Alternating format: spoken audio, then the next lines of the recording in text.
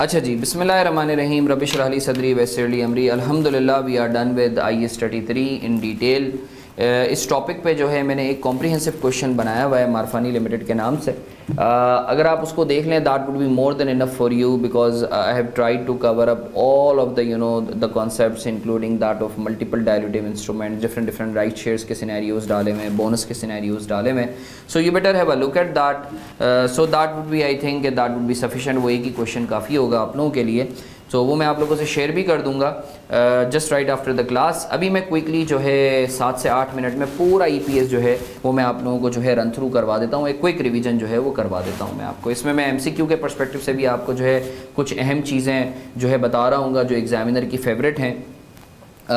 जो है IAS 33 EPS, this is a disclosure based standard. ये वो स्टैंडर्ड है जिसमें कोई डेबिट क्रेडिट की एंट्री नहीं होती। It is purely related to disclosure. ये सिस्टम में जो है एंटर नहीं होता कि भाई अर्निंग्स या शेयर्स आपने निकाल के जो है सिस्टम में डालने हैं।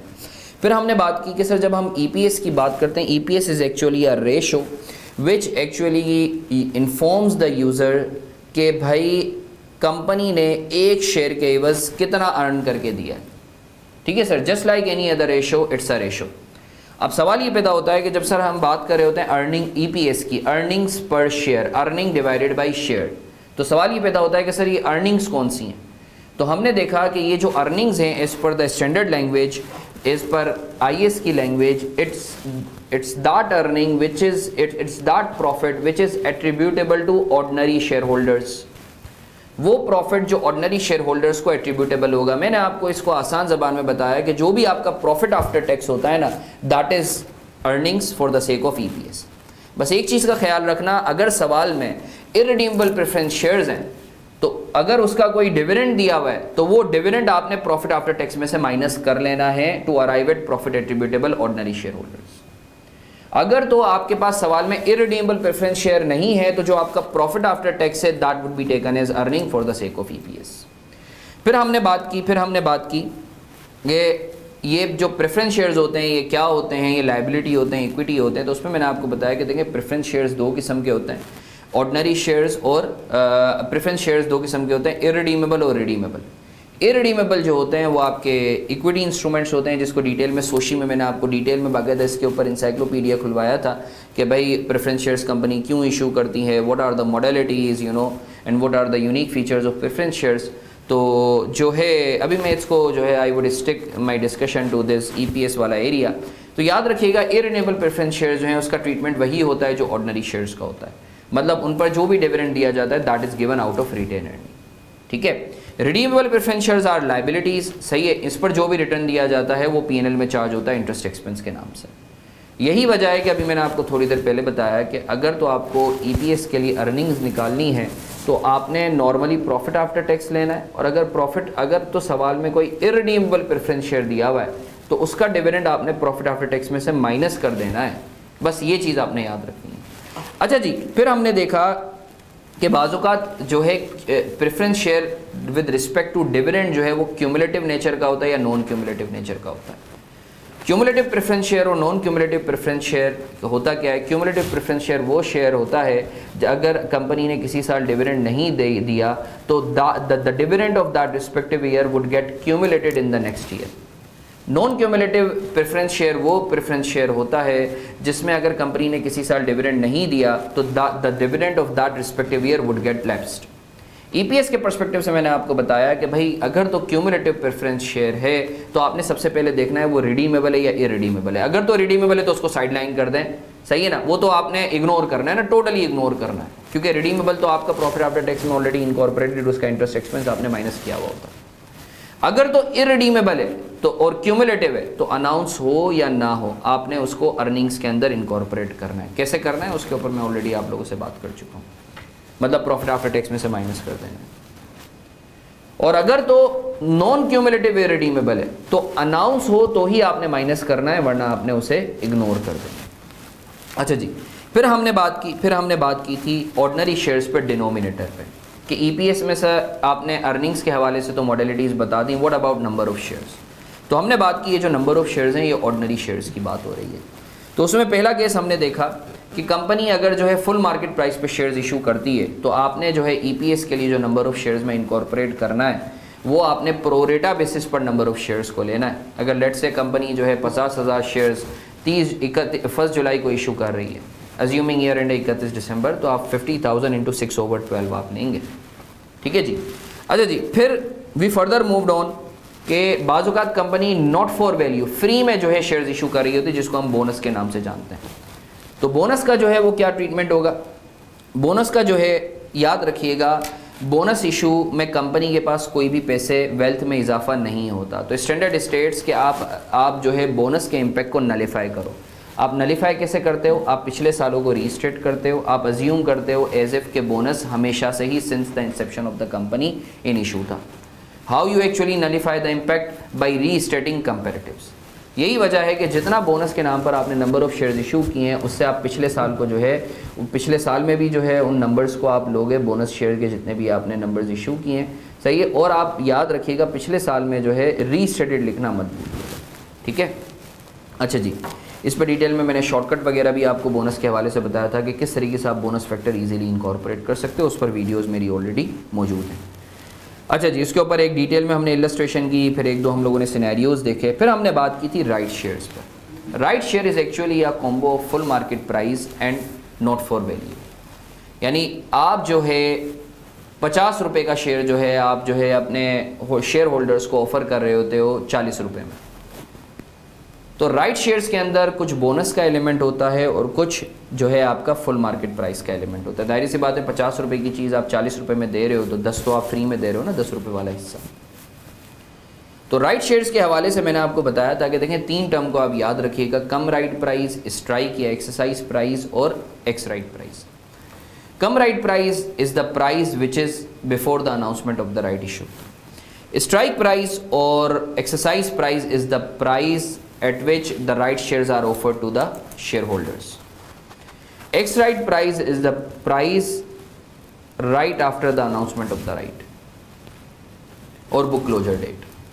सर याद रखिएगा एग्जाम पर्सपेक्टिव से एक्स राइट प्राइस जो है वो नॉर्मली एक्चुअल राइट प्राइस से कम होती है। उसकी लॉजिक क्या है? बिकॉज ऑफ द बोनस का आंसर। इसको लॉजिकली जो है हम लोगों ने देखा भी था। लेट से मारफानी लिमिटेड है, उसके शेयर की प्राइस चल रही है 50। मारफानी लिमिटेड ने 40 रुपये में जो है राइट शेयर्स ऑफ़र किए। तो जो 50 है this is actual come right price और जो 40 है दिस इज़ स्ट्राइक प्राइस। और जब आप रिवाइज प्राइस निकालेंगे अज्यूमिंग अदर फैक्टर्स कांस्टेंट, जिसको हम टर्क भी कहते हैं, थ्योरेटिकल एक्स राइट प्राइस, तो वो देखिएगा 50 से कम होगी।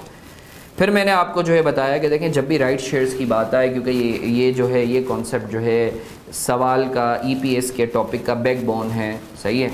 तो और मुझे ऐसा लगता है कि जब भी ईपीएस का सवाल होगा तो ये कॉन्सेप्ट तो टेस्ट लाजमी होगा। तो जब भी राइट शेयर्स हों तो आपने कुछ नहीं करना, आपने नॉट फॉर वैल्यू और फॉर वैल्यू वाले शेयर्स को आपने अलग अलग कर देना है। नॉट फॉर वैल्यू मतलब बोनस वाला आपने उनके साथ ट्रीटमेंट करना है, मगर बोनस फैक्टर कैसे निकालेंगे उसके लिए आपने निकालनी है theoretical ex right price. Theoretical ex right price आप कैसे निकालेंगे, मेरी राइट शेयर्स वाली जो है सेशन में डिटेल में मैंने आपको बताया, बहुत इजी वे में बताया है, कोई रट्टा नहीं लगाना, लॉजिकली आपने लेके चलना है तो आपकी टर्प आ जाएगी। उसके बाद आपने जो है बोनस फैक्टर निकालना है। बोनस फैक्टर कैसे निकालेंगे? ACRP divided by TERP, that is theoretical ex right price, so you would get the bonus factor. उस बोनस फैक्टर को आपने जो है मल्टीप्लाई कर देना है एग्जिस्टिंग शेयर से, सही है। और वही आपका पिछले सालों में जो है पिछले साल का जो आपका नंबर ऑफ़ शेयर्स हैं उससे मल्टीप्लाई हो जाएगा, क्योंकि हमें बोनस के लिए जो है वो रीस्टेट करना होता है ना, क्योंकि हमें इम्पैक्ट को नलीफाई करना होता है। याद रखिएगा बोनस टाइम बेसिस पे प्रोरेट नहीं होता, बोनस शेयर्स टाइम बेसिस पे प्रोरेट नहीं होते। अच्छा जी, फिर हम निकालेंगे सर फॉर वैल्यू वाला कंपोनेंट के कितना राइट शेयर्स का ऐसा हिस्सा है जो आपका अमाउंट देकर जो है यानी कंपनी को उसके बस पैसे मिले। सर उसके लिए एक फार्मूला भी है, बट लॉजिकली हमने डिटेल में देखा था। मैं फिर से बोल रहा हूँ, मेरी राइट शेयर की वीडियो आप देख लीजिएगा, उसमें डिटेल में मैंने आपको शॉर्टकट भी बताया है, लॉजिकली भी बताया है। अगर आपको लॉजिक या शॉर्टकट समझ में नहीं आता तो ये फार्मूला है, जो भी एग्जिस्टिंग शेयर्स हों उसको मल्टीप्लाई बाय राइट परसेंटेज कर दीजिएगा, मल्टीप्लाई बाय स्ट्राइक प्राइस या एक्सरसाइज प्राइस एक ही चीज़ है, और डिवाइडेड बाई टर्म कर दीजिएगा, तो आपके पास फॉर वैल्यू आ जाएगा। फॉर वैल्यू को आपने वैसे ही ट्रीट करना है एज एफ के ये नॉर्मल शेयर्स इशू है, मतलब टाइम बेसिस पे प्रोरेटा करना है। अच्छा जी, फिर हमने इसके ऊपर जो है कुछ मैराथन सेशंस किए, क्वेश्चंस वगैरह किए। फिर हमने बात की थी शेयर स्प्लिट के कॉन्सेप्ट पे और शेयर कंसोलिडेशन, जिसको हम रिवर्स शेयर स्प्लिट भी कहते हैं। शेयर स्प्लिट और शेयर कंसोलिडेशन का मैंने आपको बताया कि देखें इसका मैकेनिकली वही ट्रीटमेंट होता है जो बोनस का होता है। जब भी शेयर स्प्लिट या शेयर कंसोलिडेशन का कॉन्सेप्ट आए तो आपने वही ट्रीटमेंट करना है जो आप बोनस का करते हैं, मतलब आपने इम्पैक्ट को नलिफाई करना है बाय रीस्टेटिंग प्रीवियस ईयर्स का फिगर। सर होता क्या है share split? Sir amount same रहती है, पार वैल्यू में चेंज आ जाता है। मारफानी लिमिटेड है, उसने 100 रुपये के शेयर्स इशू किए हुए 10 रुपये की पार वैल्यू वाले, तो नंबर ऑफ़ शेयर्स कितने इशू किए हुए 10। 100 रुपया डिवाइडेड बाई 10 तो 10। मारफानी लिमिटेड बोलती है कि भाई मुझे पार वैल्यू को जो है वो चेंज करना है, ये जो रेट है, तो मारफानी लिमिटेड सेज कि भाई अब पार वैल्यू हम चाहते हैं 5 रुपया हो जाए, तो अब 100 डिवाइडेड बाई 5 करेंगे तो नंबर ऑफ़ शेयर्स आपके जो है 10 से बढ़ के कितने हो जाएंगे 20। तो याद रखिएगा यहाँ नंबर ऑफ़ शेयर्स में तो इजाफा हुआ है बट अमाउंट में इजाफा नहीं हुआ। ये क्यों करती है कंपनी, इसके ऊपर मेरी वीडियोज़ हैं डिटेल में, वो मैंने आप लोग देख भी सकते हैं। शेयर कंसोलिडेशन जिसको हम रिवर्स शेयर स्प्लिट भी करते हैं, ये उसका अपोजिट है। लेट्स से मारफानी लिमिटेड है, उसके 100 रुपये के शेयर्स मारफानी लिमिटेड ने इशू किए में, पार वैल्यू है 10, और मारफानी लिमिटेड वांट्स के भाई अब हम जो है पार वैल्यू को 10 की जगह 20 रुपया करते हैं, तो अब जो शेयर्स हो जाएंगे वो कम हो जाएंगे। 100 रुपया डिवाइडेड बाई 20 रुपया पर शेयर, तो अब नंबर ऑफ़ शेयर्स कितने हो जाएंगे 5। शेयर्स कंसोलिडेट हो गए 10 से होके 5 हो गए।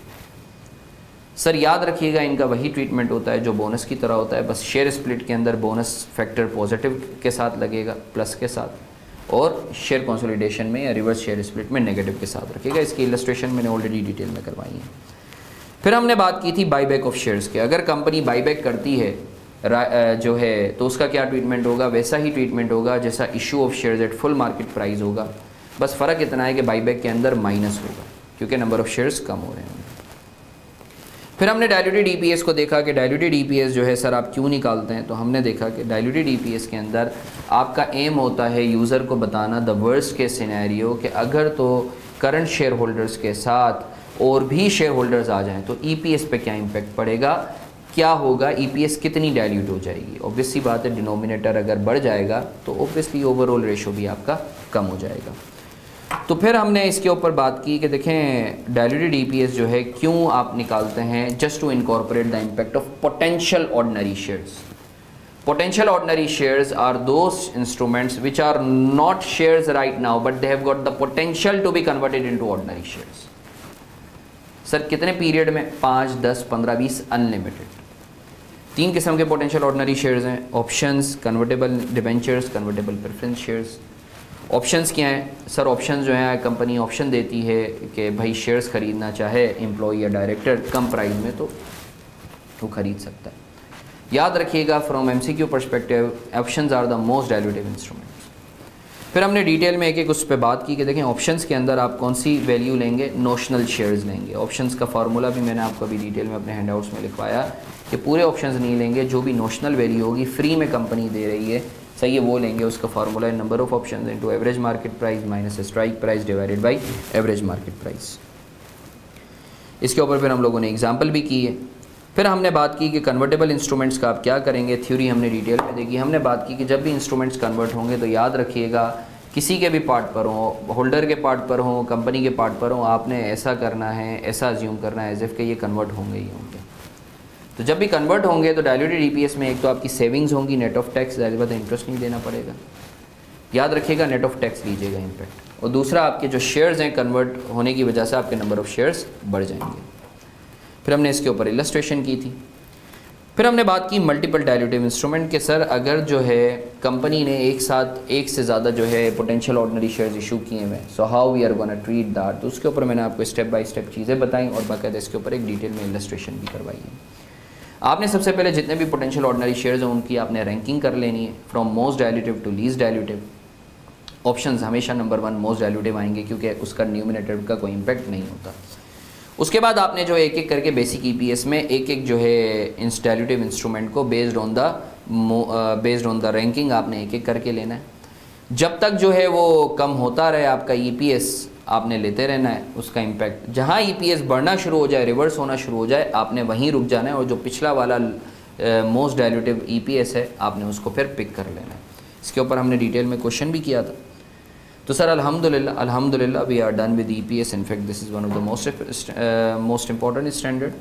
मुझे ऐसा लगता है इस अटेम्प्ट में जो है ये 10 से 15 मार्क का एग्जामिनर एक अच्छा सवाल पूछ सकता है। तो now we are remaining with you know 1 or 2 topics, then we would be done with FR1। फिर हम लोग जो कॉम्प्रिहेंसिव सेशन के मैं मैराथन सेशंस करवाता हूँ we would be doing that. तो इंशाल्लाह फिर आप लोगों से मुलाकात होती है। Thank you.